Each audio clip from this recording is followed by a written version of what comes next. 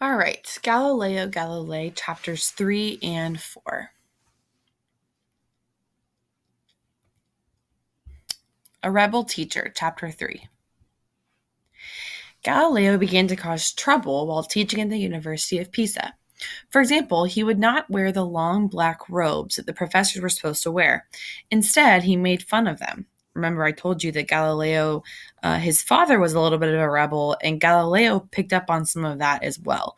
For example, one of the rules that he kind of disregarded or rebelled against was the long black robes. And instead, it wasn't that he just didn't wear them, he also made fun of them. The university also claimed the ideas of the ancient Greek philosopher Aristotle. Galileo taught Aristotle's teachings, but in his own mind, he began to question them. So Aristotle was it was kind of like they would say, Aristotle was this great mind of the ancient Greek and Roman times. So we're going to teach everything that he said. And Galileo said, okay, I mean, he was a great guy, but some of the things that he said, I just don't think were accurate. He didn't have the knowledge or the technology to be able to study them. So at the time, he kind of obeyed and taught what they wanted him to teach, but in his own mind, he began to question some of the things that Aristotle claimed to be true. One of the biggest teachings that Galileo questioned of Aristotle's was the law of falling bodies. Aristotle claimed that heavier bodies or objects fell faster than lighter ones. So if you look over here to the right, this picture where we have the Leaning Tower of Pisa, the old idea or Aristotle's teachings at least, was that the heavier object would fall faster than the lighter object.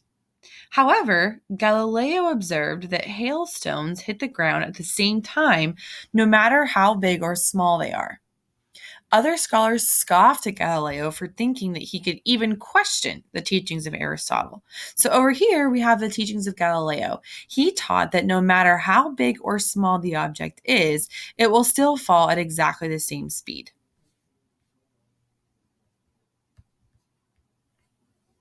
There is a famous story that says Galileo proved his theory on top of the Leaning Tower of Pisa.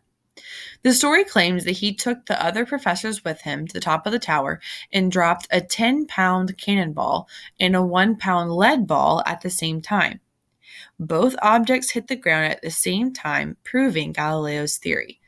Wolfram demonstration. I used to have kind of like an online version of this, but instead, and I'll include the link at the bottom of this for the video where they prove this on the moon, which is pretty cool. The story hasn't actually been proven. We can't prove that he actually did take these professors to the top of the tower, but many professors and observers still thought that Galileo was nothing but a troublemaker. Now, many years after Galileo, he was proven correct, actually, by two astronauts on board Apollo 15. When Apollo 15 landed on the moon, these two astronauts took a hammer and a feather, and they dropped them on the surface of the moon.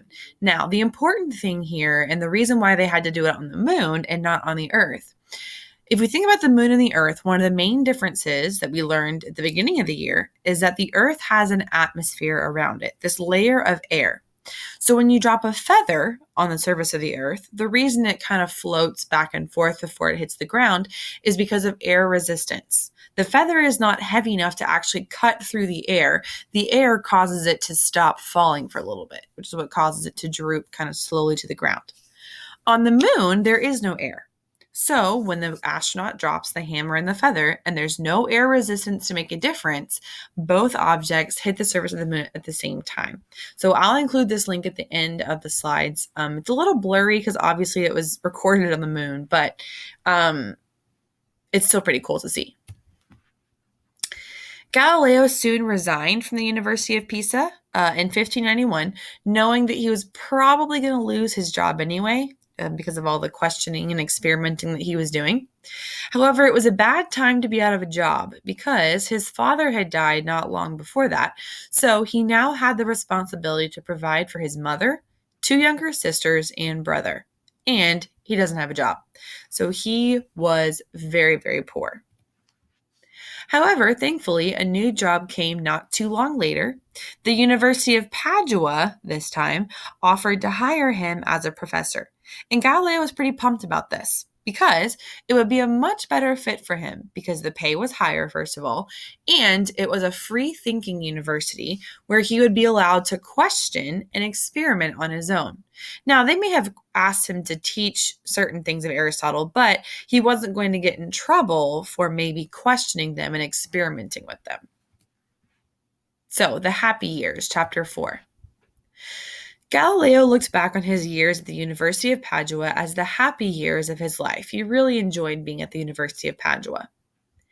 He was promoted to the head of the math department and stayed there for 18 years.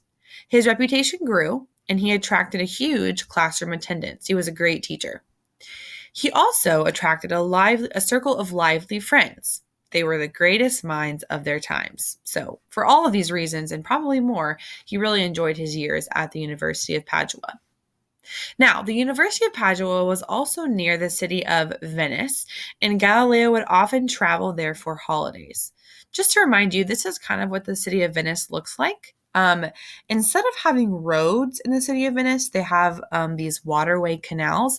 So instead of hopping in a car and driving somewhere in the city, you would hop into a boat or gondola and float to wherever it is you want it to be.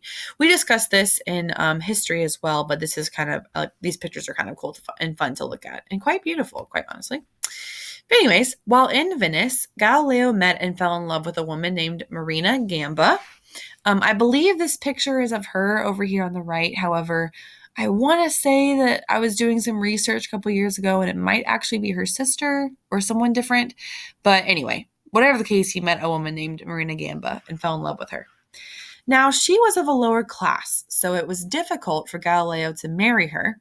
And then also, as a professor, he was expected to stay single so that he could focus on his work. That way, he wasn't having to worry about a family and children and a wife and things like that. However, despite their circumstances, they still developed a deep relationship. They had 2 daughters named Virginia and Livia, and a son named Vincenzo, which I would presume was named after his father. Galileo provided as much for them as he could. Later, Marina actually married another man, but that was after Galileo had already moved away from Padua. So all her life, she still stayed strong friends with Galileo. Now, while Galileo loved his years in Padua, he did nearly die there. One hot afternoon, he and his 2 friends went to sit in the basement to cool off. Right? There was no AC back then, no air conditioning. So they thought, hey, let's go sit in the basement. It's a little cooler down there, not quite as much sunshine, etc. A cool breeze blew into the room via pipes from a nearby mountain cave. Somehow, a poisonous gas from the caves seeped through the pipes. The 3 men got terribly sick. One friend actually died the next day, and the second died a few days later. But Galileo actually pulled through. However, he did suffer health problems for the remainder of his life. Also, at the University of Padua, it was during these years that Galileo made many new inventions. First, on the left, you see the geometric and military compass. This was used to solve hard math problems. I'm not sure. It may have been something like a calculator or a compass, maybe. And then an early thermometer, which worked by drawing water up a heated gas tube. So at the bottom of this early thermometer here, what looks like a little kettle almost is where the water would sit. And then as this water in the kettle or the little bottom bulb thingy here would get heated up, we know that as water heats, it expands, or the bubbles try to escape. So it would kind of begin to push up this tube here, and then obviously the hotter it got, the higher the water would rise. He also continued studying physics and began to tackle determining the mathematical rule or the formula for determining the speed of falling objects. So to do this, he set up a sloped board, like you see in the picture down here, with equidistant bells going all the way down. So for example, maybe he would put a bell here and then maybe here. However many bells he had, he would set them up equally far apart from each other. Now, obviously, I'm kind of eyeballing here, so it's not perfect, but similar idea. He would then roll a ball down the slope, and the bells would ring, obviously, as the ball hit them. This allowed him to time how fast the ball fell in a measured distance. And when he dropped, through this experiment, when he dropped the ball down the slope, he discovered that falling objects actually gather speed.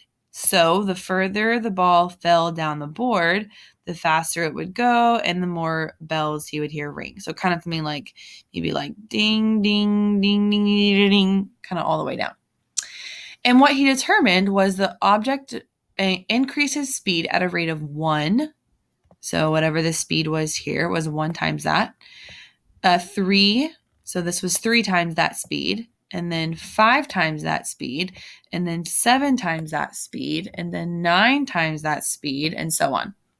And this rule he found held true no matter how steep the slope. So no matter if the slope was really steep, like almost straight up and down, or if it was a little bit gentler of a slope, not almost like flat, or if it just somewhere in the middle, either way, this rule held true every single time. So I believe that's the end of the notes for this particular chapter. Oh, no, just kidding. It's a picture. At the end of the chapter, it talks about how Galileo thought in numbers. While most writers would write down their works in words, obviously, for their students to read, Galileo, it was almost like he thought in a mathematical language. You can see here that his scribbles and drawings don't quite make out words, but we see shapes and numbers and arrows and things like that. So this is kind of what his notes would look like, which just kind of gives us a glimpse of the inside the mind of this genius, really. I believe that is the end of the notes for this chapter. So at this point, you'll continue on through the rest of the pod, and you'll find the homework questions for chapters 1 through 4.